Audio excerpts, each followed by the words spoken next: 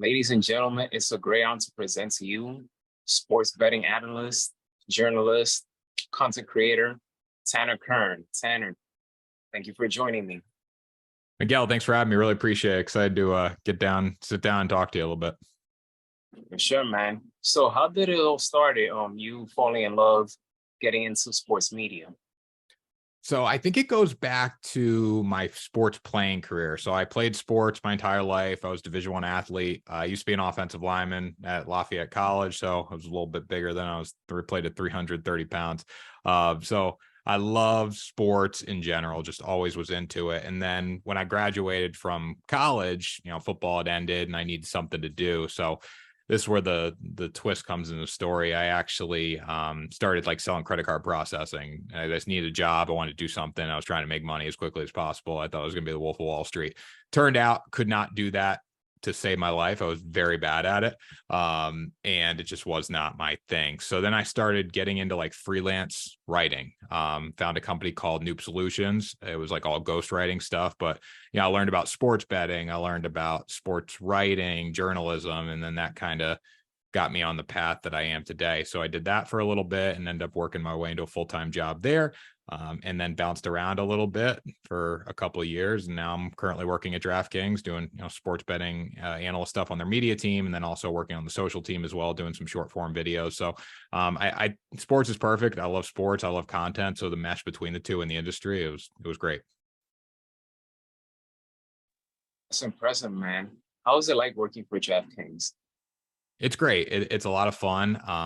Every day is different and there's a lot of room to do what you want and also, pitch what you want and execute what you want. And I get to do a lot too. So, it's like 1 minute I'm doing a show or on like DraftKings or VSiN, one of their studio shows. And the next minute I get to do a short form video. So it's a good mix of stuff. The people is great. The team I work for is awesome. So yeah, I absolutely love it. It's a dream come true. That was always my goal, kind of to get to like a bigger company as early as possible. And, I was able to do that within a few years. So it's great.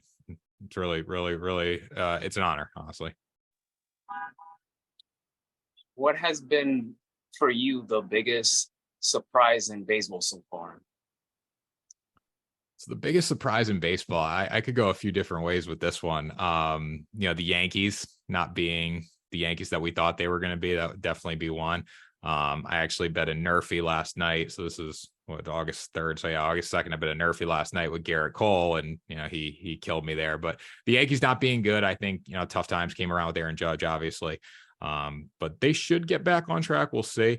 I think the Red Sox being in the mix for a wild card has also been really surprising. And then just the overall, structure of the AL East right now. I mean, I think the last place team in the AL East would have a decent sized lead on the team, and the first place team in the AL Central and the NL Central. So, just the AL East, definitely. I think we knew what we were going to get out of the West with the Dodgers and the Braves, but the entire AL East is just stacked, and I think it's better than a lot of people even thought it was going to be.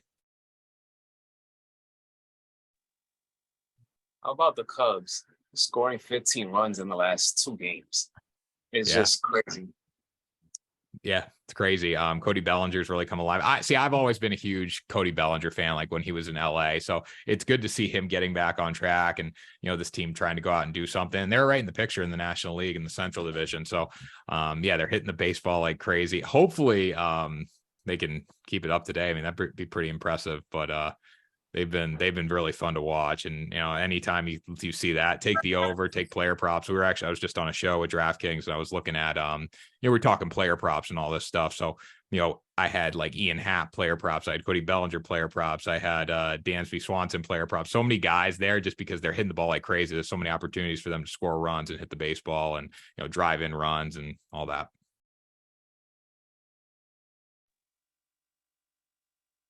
It's been a lot of surprising stories. What are your thoughts on the Miami Marlins so far? I think the turnaround from Miami from this year to last year is pretty impressive. It's good to see they're getting back on track now a little bit too, as they fell off just a little bit after the All-Star break. But I look at Miami. I mean, obviously Luis Ariz is definitely one of those guys that you have to talk about. What he's been able to do this season's been unreal. But I think that the offense in general, they're the most improved offense from last year to this year, and they're keeping that going, and they're right in the mix in the National League as well. If you would have told me going into the season that the Mets would be sellers at the deadline and they wouldn't be ready to compete again until like 2025, 2026, and the Marlins would be right up there in the mix for the division, and in the mix for a wild card, I would have said you were absolutely crazy.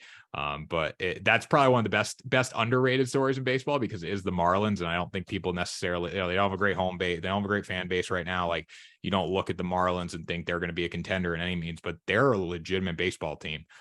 So it's been crazy to think.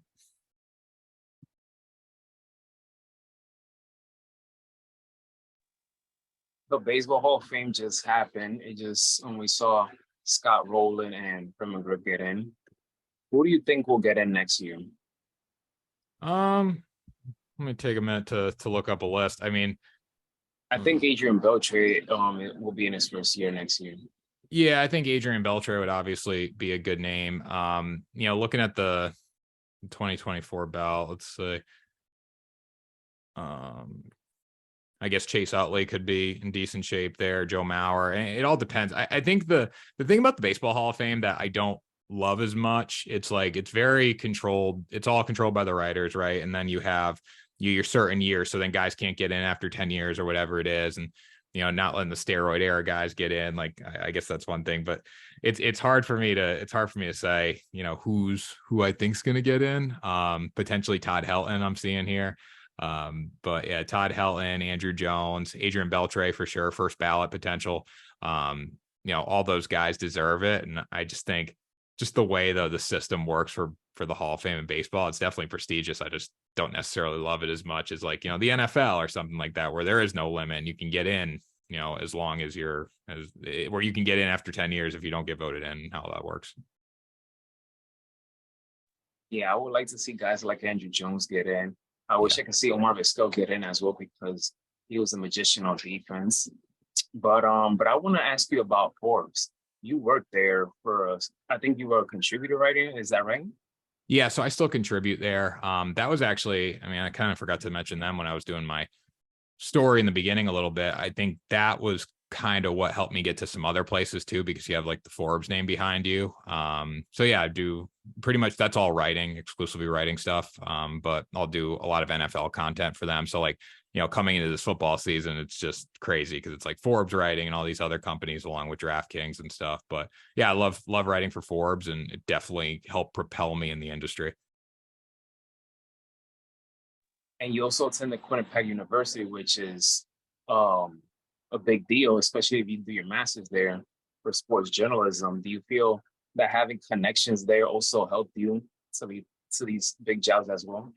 Yeah. So I first of all, Quinnipiac, I always say, don't go to graduate school or really don't go to school to go get a job. You have to work to get any job in any space. If you think there's a lot of kids that I see going to school or thinking and originally that was kind of my goal with going to Quinnipiac was I'm going here, it's going to help me get a job. And I'm not saying it doesn't, but you still have to make the connections and you still have to be able to go out and promote yourself. I think I learned a ton during my, master's degree program there. I learned from a lot of great professors. One, he just recently passed actually when I had him this semester, but he was one of the best producers at ESPN of all time, Barry Sachs. There were so much tribute to him on ESPN when he passed away, but I learned a ton from him. I learned pretty much all my teachers worked at ESPN in some capacity over their career. So that was great. But, the connections are one thing, but you still have to go out and get yourself a job. No one's going to hand you a job in the industry. Working in sports is I classify as a luxury.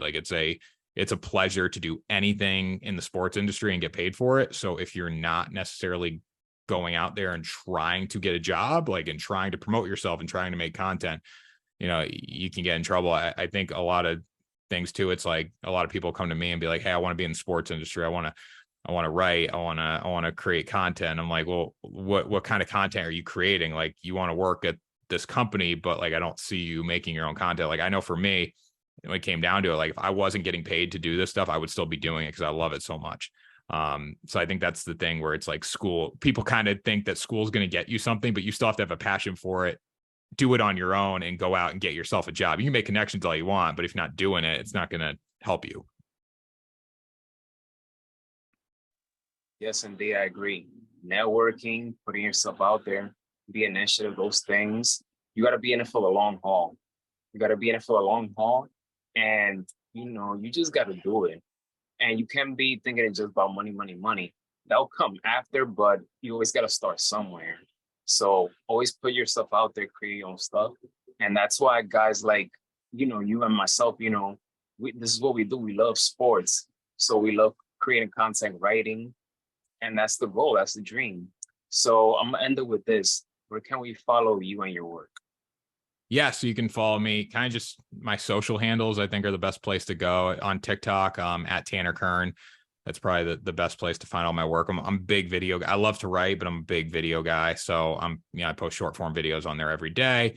And then just Tanner Kern on Forbes, Tanner Kern on DraftKings and stuff. If you go to my social handles, you pretty much be able to find everything. So it's at Tanner Kern on all platforms. I got my link tree in there, so you can click that and kind of find all the details of where you can find my work and my writing and all that.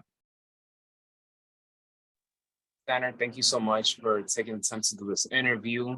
Keep doing what you're doing, man. I'm following your work. I've seen the last few videos that you posted, so I'll continue to follow what you're doing. Well, you're on the roll, man. I'm happy for you. Continue. Best of luck with DraftKings and all these other platforms that you're working on. Yeah, I appreciate it, Miguel. Thanks for having me. It was a blast. I love talking about anything in the sports industry. So the more we can collab in the future, that'd be great.